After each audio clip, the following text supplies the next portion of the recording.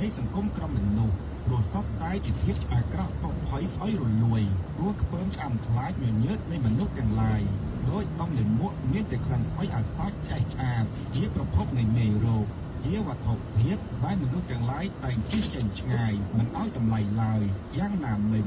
អ្នកមិនបានតម្កល់ខ្លួនក្នុងគុណសម្បត្តិទាំង5ជោគជាំក្នុងគុណវិបត្តិទាំង5ក៏យ៉ាងនោះដែរគឺប្រៀបបាននឹងតំលាមកដែលមិនដាច់ជុះចេញមកប៉ុណ្ណោះព្រោះដូចជាមិនមែនសម្រាប់គុណមនុស្សឡើយហេតុថាមនុស្សមិនបានតម្កល់ខ្លួនក្នុងគុណសម្បត្តិទាំង5ឬណាមួយមានតែនាំសេចក្តីទុក្ខព្រួយក្តៅក្រហាយទោសទណ្ឌទម្ងន់ទុកចុកសៀតមកឲ្យគ្រួសារឲ្យវង្សត្រកូលឲ្យសង្គមជាតិពិតប្រាកដគួយទៅវិញបើអ្នកណាតម្កល់ខ្លួនក្នុងគុណសម្បត្តិទាំង5ដូចនិយាយមកហើយអ្នកនោះទុកដូចជាមេដាសម្រាប់កែមនីជោតសម្រាប់សេចក្តីត្រជាក់ត្រជុំខ្សែងខ្សាមវឌ្ឍនភាពមកឲ្យគ្រួសារវង្សត្រកូលនិងសង្គមជាតិឬប្រៀបដូចបផាផ្កាក្រអូបជាទីស្រឡាញ់ពេញចិត្តនៃមនុស្សទាំងឡាយសុភាសិតជាប្រធានខាងលើ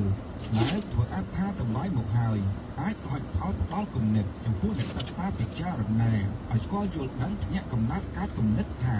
ការដែលម្ដាយមានសេចក្តីលំបាកក្នុងការសម្រាលខ្លួនមកលំបាកក្នុងការចិញ្ចឹមរក្សាត្រូវតែខំធ្វើខ្លួនឲ្យស្ថិតនៅក្នុងគុណសម្បត្តិទាំង5ឬណាមួយកុំឲ្យមានឈ្មោះថាត្រឹមតែដំលាមករបស់ម្ដាយដូច្នោះឡើយព្រោះមនុស្សបើស្ថិតនៅក្នុងគុណសម្បត្តិទាំង5ក៏ឈ្មោះថានាំប្រយោជន៍មកឲ្យខ្លួនផងវង្សត្រកូលផងសង្គមជាតិផងបើផ្ទុយទៅវិញក៏ឈ្មោះថាបំផ្លាញខ្លួនបំផ្លាញគ្រួសារបំផ្លាញសង្គមជាតិដែលជាទីស្អប់ពើងឆ្អាំខ្លាញ់ធុញថប់នៃសង្គមក្រុមមនុស្សដែលទុកដូចជាឧច្ចារៈនៃមេដានោះឯងចប់ប្រធានបទទី3តែប៉ុណ្ណេះប្រធានបទទី24ហើយអស់កូនចៅឡើយចាំឲ្យហើយខទេសនាអ្នកមិនផឹកសុរា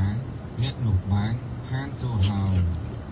មនុស្សដែលវាចាកនៅអ្វីដែលជាកំហុសរមែងបានសេចក្តីសុខដោយមនុស្សវាមិនកាន់រងើកភ្លើងផ្ទាល់ដៃក៏រួចចាកពីការក្តៅរលាកមនុស្សដែលមានសេចក្តីប្រឹងប្រែងព្យាយាមតស៊ូតែមួយមុខក៏ឈ្មោះថាបានដើរចូលចំផ្លូវទៅរកសេចក្តីចម្រើននៃទ្រព្យសម្បត្តិយ៉ាងណាមិញអ្នកវាចាកងាយចេញផឹកសុរាមេរ័យក៏ឈ្មោះថាបានឋានសួគ៌ក៏យ៉ាងនោះដែរសេចក្តីអត្ថប្បាយនៃប្រធានខាងលើមានដូចតទៅនេះខទេសនាឬសុភាសិតដំបូន្មានទាំងឡាយដែលលោកអ្នកប្រាជ្ញមានប្រពុតជាប្រធានបានសម្ដែងព្រៀនប្រដៅថាអ្វីជាទោសប្រកាសជាទោសជាទុកមែនដោយលោកសម្ដែងថាសូរាជាពឹសពលជាទឹកកំណាចដែលបំផ្លាញអ្នកផឹកញៀនជាប់ឲ្យខូចទ្រព្យសម្បត្តិទៅទេព្រោះតែរឿងផឹក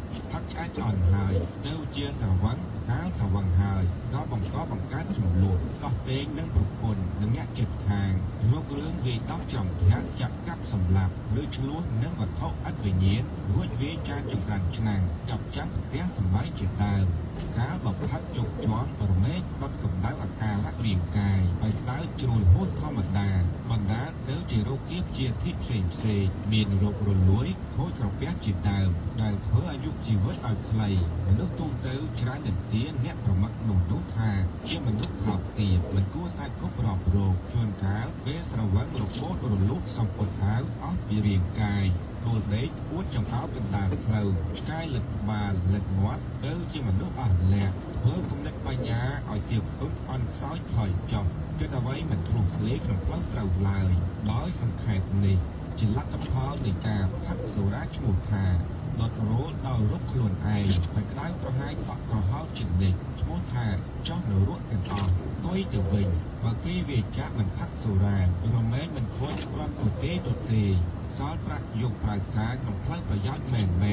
មិនស្រវឹងមិនបង្កចំនួនដេកដាស់មិនកើតរោគប្រភេទសូរានោះឡើយមិនមាននរណានិន្ទាព្រោះរឿងផឹកមានតែគេសរសើរចរិយាថោកទាបទាំងឡាយមានការស្រាករាងកាយជាដើមកណ្ដាលវាក៏គ្មានដែរមិនខូចបញ្ញាស្មារតីព្រោះអ្វីមិនសូវភ្លាំងភ្លាត់អ្នកមិនផឹកសូរាឈ្មោះថាមិនបង្កើតសេចក្តីធ្វេសប្រហែសគ្រប់យ៉ាងឲ្យកើតឡើងដូច្នេះជាអ្នកបានសេចក្តីត្រជាក់ត្រជុំក្នុងគ្រួសារក្នុងខ្លួនឯងមិនសូវមានទោសក្នុងលោកីក៏ឈ្មោះថាបានឋានសួគ៌ទាំងរស់ការស្លាប់ទៅចាត់មិនស្រវឹងរវែងចិត្តថ្លាស្អាតរមែងបានឋានសួគ៌នាបរៈលោកទៀតដោយរួបរួម ទោះយ៉ាងណាក្តី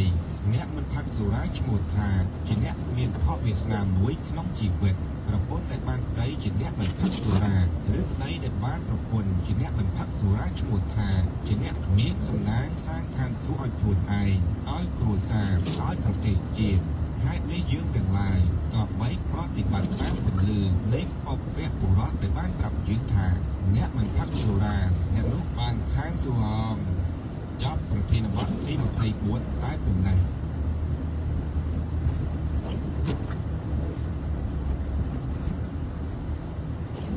ប្រធានបទទី25ថ្ងៃសិលរកកាបភ្ញីទៀនធប់ក្តីសំរៀមដៃថ្វាយព្រះរតនត្រ័យកុំបីដាច់ថ្ងៃមួយឡើយតើមានប្រយោជន៍ដូចម្តេចក្នុងការប្រតិបត្តិពាក្យណែនាំខាងលើនេះចូលពន្យល់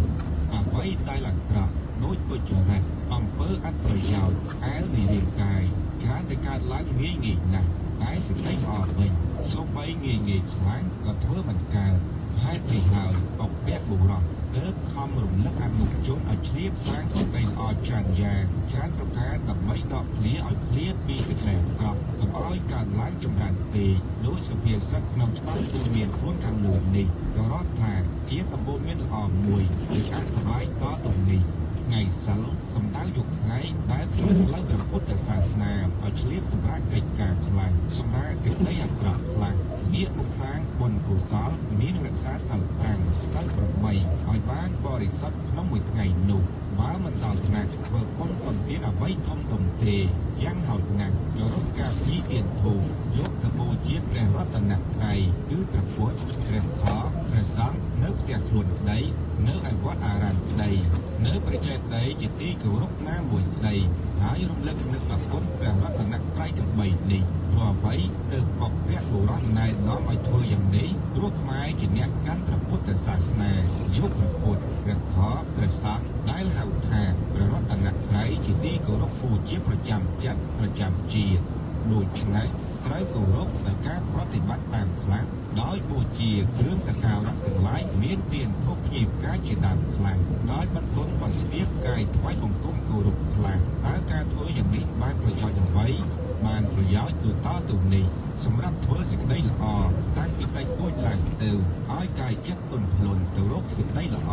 ការប្រមាណធ្វើសេចក្តីល្អ